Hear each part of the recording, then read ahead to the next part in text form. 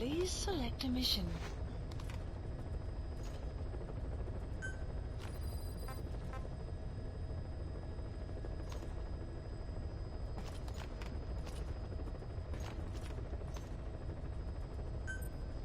Unit dispatched.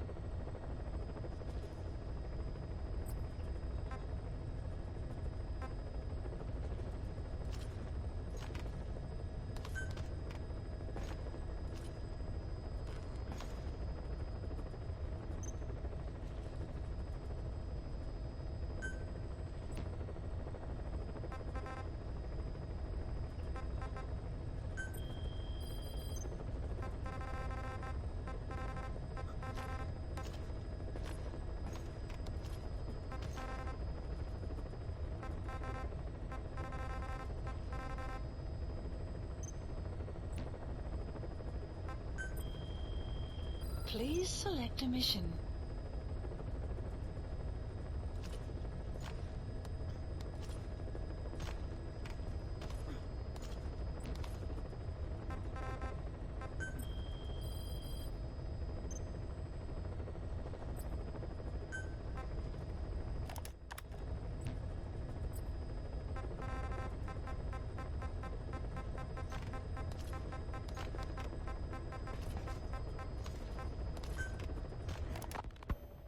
Emmerich didn't go with depleted uranium for Sahelanthropus' armor because of its strength. He had nukes in mind. Exactly. It's meant to use its body as the fuel component for a nuclear weapon. Sahelanthropus uses built-in uranium enrichment archaea to melt its own body and extract uranium-235 from the depleted uranium in its armor. Those archaea perform the enrichment in an extremely short time. The concentration jumps by a factor of several hundred, from 0.2% to over 90%. The end result being highly enriched weapons-grade uranium. Sahelanthropus' body itself becomes a nuclear bomb. Emmerich says if it were to self-destruct, the nuclear yield would be somewhere in the region of 15 kilotons. Since you need about 50 kilograms of highly enriched uranium to trigger a nuclear reaction, that would mean Sahelanthropus contains something like 23 tons of depleted uranium. That's not very much. No, it isn't. That's about what you'd expect to find in a main battle tank's armor.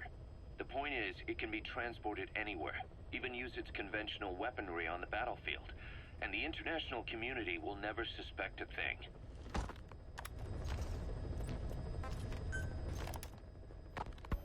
I just received word from the R&D team and the transport team out of Afghanistan. They finished installing Sahelanthropus on the base. It's ours now. All right. Don't let any of the staff touch that thing. Especially Emmerich. Of course. That guy's crush on Sahelanthropus is beyond a joke. Guess he really wants to see his tech stand on its own two legs this time. That's not gonna happen. I know it. So you've got no plans to make it operational again? Damn right. Boss, I want to hear it straight from you. Hear what? What the hell do you want with that thing? The drive is busted. It's not like it has a nuke on board. Even if the metallic archaea could turn it into a nuclear weapon, all it can do is self-destruct. Sahelanthropus just isn't a weapon anymore. It'll draw unwanted attention without even being a deterrent. I know. The weapon's development strut sank 2 feet under that thing's weight. That's 1 year's drop in a single night. We've started on reinforcing the strut, but there's no guarantee it'll hold up if a storm hits. I know that too. Boss, why keep it?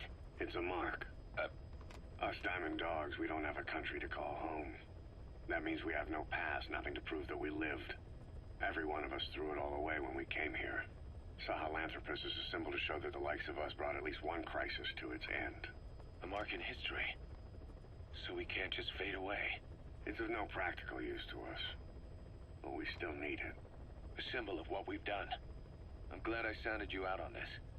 Snake, on behalf of all of us, I want to thank you. I don't need gratitude. I need security. Keep Emmerich away from that thing.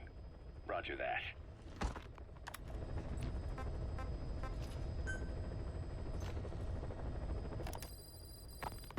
You said that the nuke Skullface was trying to spread around the world were equipped with a failsafe.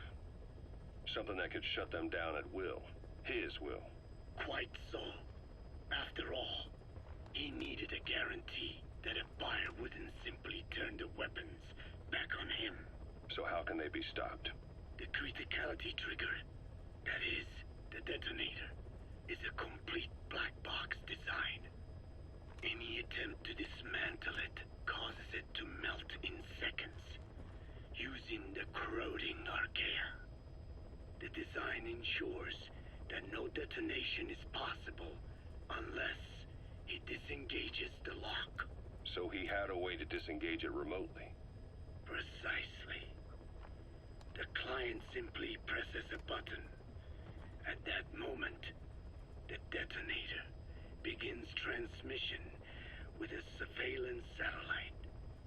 The satellite reports to him how the client is trying to use the nuke. If he does not object, the lock is disengaged.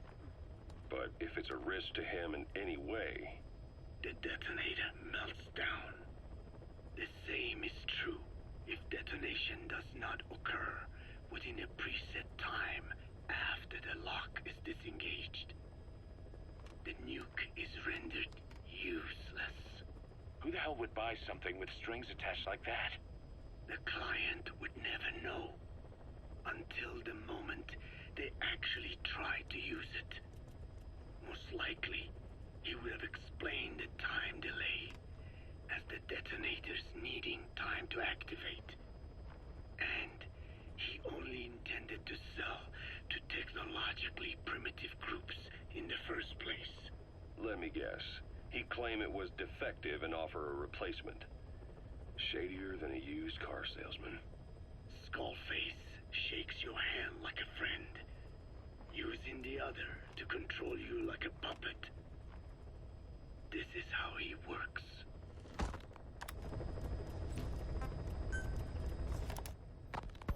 Code Talker. Haven't seen you eat a single thing since you got here. Let me guess. Photosynthesis? Oh? What makes you say that? Well, a long time ago, I knew someone with a similar ability. Well, you are correct. Most of my body is covered with parasites. I supply them with water, and in return, I receive sugars they produce when exposed to light. It isn't just my skin either.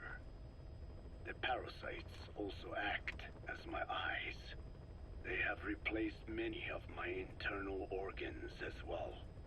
It is thanks to them that I live on after over a century. How did you obtain them anyway? Through your research? I would like to say as much, but there is more to it than that. Let me take you back 20 years. I had hit a dead end with my parasite research. Then I was approached by a foundation. They said they had a sample of an unusual strain of parasite. Which foundation? Apparently, they had links to ARPA. But that is all I learned. I was somewhat ignorant of the ways of the world. Just being able to study it was enough for me. Yeah, I've heard that before. Go on. Half in doubt, I visited them to discover the body of an old man. Well, to be precise, his partial remains. A collection of parts, you could say. The man had died in an explosion. An old man, you say? His flesh had not decomposed. In fact, the tissue's cells were still metabolizing. The parasite had infected, or should I say assimilated with, the tissues, and was keeping them alive. I became obsessed with studying the body parts, foregoing food and even sleep. Every day was filled with new discoveries. The parasite's biology, internal anatomy, life cycle. But there was only so much I could learn through observation. And so I made a decision. To truly know the parasites, I had to live with them. So, you implanted them inside you from the dead man's flesh? Correct. It was quite a gamble, whether or not they would adapt to me. But fortunately, it appears I was compatible with them. Or perhaps, through my many years of research, My immune system learned to tolerate them. Were they that body's only parasite? Yes. However, there was a separate specimen that supplied its host with adrenaline in response to pain, and yet another that could control insects at will through secreting heterogeneous pheromones. I wanted exposure to them, to take them into me, but my wishes were denied. Their records, though, provided clues that helped advance my research. Would you care to join me? A life spent never worrying about food is a most wonderful one. I think I'll pass. But thanks. This has been helpful.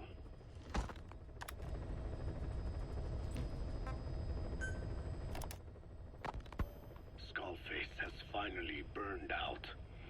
The world is rid of his existence at last. Was he still alive? You could say that. But you could also say he'd been dead for decades. What's that supposed to mean? Biologically speaking, it's hard to say how much was his life. Side effects from the treatment? No, the primary effect. Keeping a dying host alive as long as possible. That is the whole point. But in the end, he grew too dependent on his children.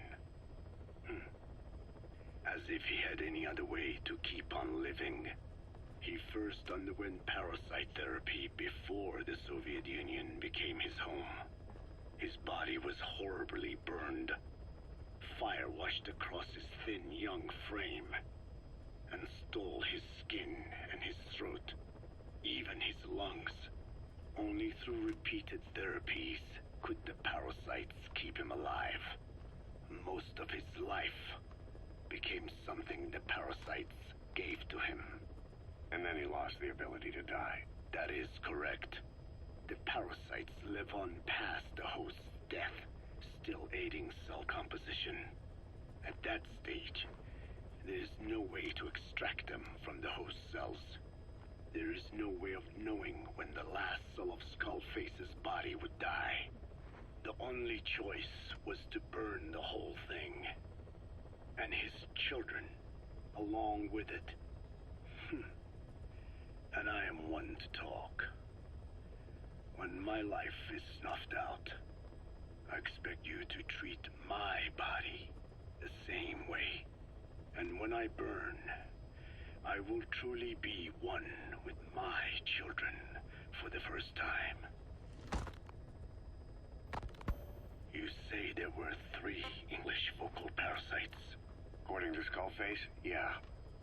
Skullface had 2 of the English strain with him. You burned both of them. There was an oil fire. I tossed him in. So that just leaves 1. And you tell me Skullface said he used it. He said it was very close to me. Very close. One of your comrades. Or someone ordered to kill you.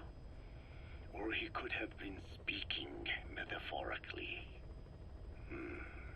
Metaphorically? Close to your spirit. Close to your heart. Someone who either loves you or despises you. The second one makes a long list. Whichever it is, act with caution. Skullface implanted someone with the English language strain.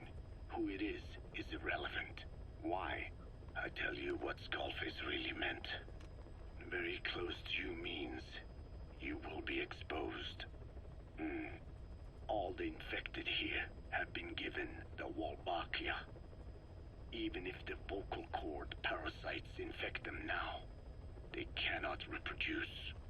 But if there's a different host among us, host to the English strain. If that were the case, we'd see the symptoms. What about the non-English speakers? We have plenty of those, but the staff use English as a common language. But if that someone has not spoken English yet, and begins to speak it now, there'd be another outbreak. The final mating pair of the English strain must be found immediately. Skullface is gone, but his threat still remains. On this base, do you see what the final mating pair is? With him dead, those parasites are the stain he wished to leave upon the world. His thirst for vengeance. In their flesh. Think. Does anyone here bear a grudge against you? Who would target you, specifically? The ethnic cleansers that Code Talker mentioned, they weren't Skullface's true goal. All we have is circumstantial evidence, but here's my theory. It was Cypher who started developing the vocal cord parasites as bioweapons, parasitic weapons, and Africa was the testing ground for them. As Code Talker said, their purpose is the ethnic cleansing of only those who speak a particular language. So they could do a weapon of mass destruction to eradicate specific groups, races, ethnicities, or colonies by the language they speak. Or a kind of absolute language control. Or maybe a tool for those arrogant fools to build some misguided utopia. I can see plenty of uses for them. However, in practical terms, they wouldn't be as dangerous as you'd think. Counteracting the parasites is easy, after all. Cut them out of your throat to save your life, or just don't talk. That also prevents the infection from spreading. So if the international community were to find out about them, they'd no longer be the threat they were conceived to be. Caution. In which case, their targets would be limited to minority groups as a deterrent or a terrorist tool. It's hard to imagine Cypher developing something like that as a main weapon for their arsenal. That leads me to think we've only tugged on one little thread in Cypher's grand tapestry. An obscure corner of their work, possibly forgotten altogether. In any case, things changed. When Skullface was forced to relocate to Africa and he saw that thread dangling. All the time he continued that research, he was secretly following his own agenda.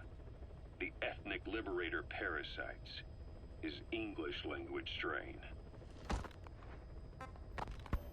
Skullface said there were only 3 samples of the English language strain parasite, and I think we can believe him.